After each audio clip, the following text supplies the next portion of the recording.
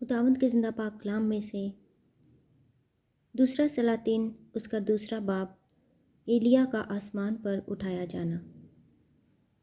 اور جب خداوند ایلیا کو بگولے میں آسمان پر اٹھا لینے کو تھا تو ایسا ہوا کہ ایلیا الیشا کو ساتھ لے کر جلجال سے چلا، اور ایلیا نے الیشا سے کہا، تو ذرا یہیں ٹھہر جا، اس لیے کہ خداوند نے مجھے بیت ایل کو بھیجا ہے۔ الیشا نے کہا، خداوند کی حیات کی قسم اور تیری جان کی سوگند، میں تجھے نہیں چھوڑوں گا۔ سو وہ بیت ایل کو چلے گئے، اور انبیاء زادے جو بیت ایل میں تھے الیشا کے پاس آ کر اس سے کہنے لگے، کیا تجھے معلوم ہے کہ خداوند آج تیرے سر پر سے تیرے آقا کو اٹھا لے گا؟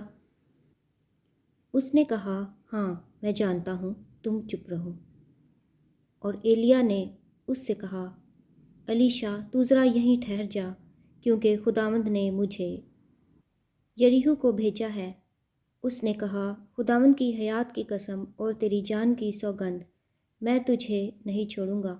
سو وہ یریحو میں آئے، اور انبیاء زادے جو یریحو میں تھے الیشا کے پاس آ کر اس سے کہنے لگے، کیا تجھے معلوم ہے کہ خداوند آج تیرے آقا کو تیرے سر پر سے اٹھا لے گا؟ اس نے کہا، ہاں میں جانتا ہوں، تم چپ رہو۔ اور ایلیا نے اس سے کہا، تو ذرا یہیں ٹھہر جا، کیونکہ خداوند نے مجھ کو یردن کو بھیجا ہے۔ اس نے کہا، خداوند کی حیات کی قسم اور تیری جان کی سوگند، میں تجھے نہیں چھوڑوں گا۔ سو وہ دونوں آگے چلے، اور انبیاء زادوں میں سے 50 آدمی جا کر ان کے مقابل دور کھڑے ہو گئے، اور وہ دونوں یردن کے کنارے کھڑے ہوئے، اور ایلیا نے اپنی چادر کو لیا اور اسے لپیٹ کر پانی پر مارا، اور پانی 2 حصے ہو کر ادھر ادھر ہو گیا، اور وہ دونوں خشک زمین پر ہو کر پار گئے۔ اور جب وہ پار ہو گئے تو ایلیا نے الیشا سے کہا کہ اس سے پیشتر کہ میں تجھ سے لے لیا جاؤں، بتا کہ میں تیرے لیے کیا کروں؟ الیشا نے کہا، میں تیری منت کرتا ہوں کہ تیری روح کا دونا حصہ مجھ پر ہو۔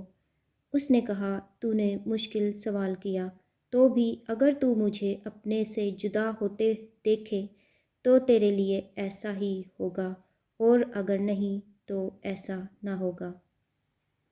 اور وہ آگے چلتے اور باتیں کرتے جاتے تھے کہ دیکھو، ایک آتشی رتھ اور آتشی گھوڑوں نے ان دونوں کو جدا کر دیا، اور ایلیا بگولے میں آسمان پر چلا گیا۔ الیشا یہ دیکھ کر چلایا، اے میرے باپ، اے میرے باپ، اسرائیل کے رتھ اور اس کے سوار! اور اس نے اسے پھر نہ دیکھا۔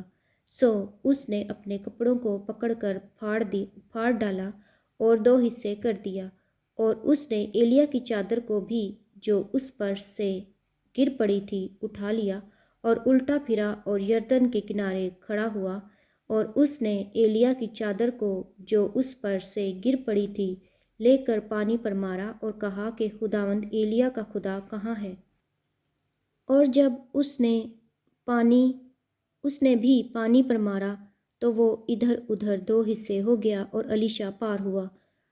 جب ان انبیاء زادوں نے جو یریحو میں اس کے مقابل تھے اس سے دیکھا تو کہنے لگے، ایلیا کی روح الیشا پر ٹھہری ہوئی ہے۔ اور وہ اس کے استقبال کو آئے اور اس کے آگے زمین تک جھک کر اسے سجدہ کیا، اور انہوں نے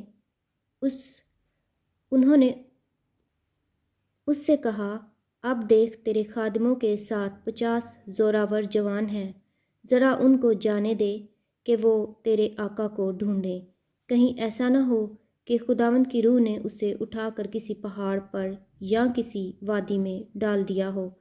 اس نے کہا، مت بھیجو۔ اور جب انہوں نے اس سے بہت ضد کی، یہاں تک کہ وہ شرما بھی گیا تو اس نے کہا، بھیج دو۔ اس لیے انہوں نے 50 آدمیوں کو بھیجا، اور انہوں نے 3 دن تک ڈھونڈا پر اسے نہ پایا، اور وہ ہنوز یریحو میں ٹھہرا ہوا تھا۔ جب وہ اس کے پاس لوٹے تب اس نے ان سے کہا، کیا میں نے تم سے نہ کہا تھا کہ نہ جاؤ؟ پھر اس شہر کے لوگوں نے الیشا سے کہا، ذرا دیکھ، یہ شہر کیا اچھے موقع پر ہے، جیسا ہمارا خداوند خود دیکھتا ہے، لیکن پانی خراب اور زمین بنجر ہے۔ اس نے کہا، مجھے ایک نیا پیالہ لا دو اور اس میں نمک ڈال دو۔ وہ اسے اس کے پاس لے آئے اور وہ نکل کر پانی کے چشمہ پر گیا اور وہ نمک اس میں ڈال کر کہنے لگا، خداوند یوں فرماتا ہے کہ میں نے اس پانی کو ٹھیک کر دیا ہے، اب آگے کو اس سے موت یا بنجر پن نہ ہوگا۔ سو الیشا کے کلام کے مطابق جو اس نے فرمایا وہ پانی آج تک ٹھیک ہے۔ اور وہاں سے وہ بیت ایل کو چلا، اور جب وہ راہ میں جا رہا تھا تو اس شہر کے چھوٹے لڑکے نکلے اور اسے چڑھا کر کہنے لگے، چڑھا چلا جا اے گنجے سر والے، چڑھا چلا جا اے گنجے سر والے۔ اور اس نے اپنے پیچھے نظر کی اور ان کو دیکھا اور خداوند کا نام لے کر ان پر لعنت کی۔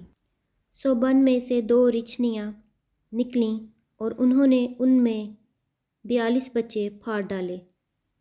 وہاں سے وہ کوہ کرمل کو گیا اور پھر وہاں سے سامریہ کو لوٹ آیا۔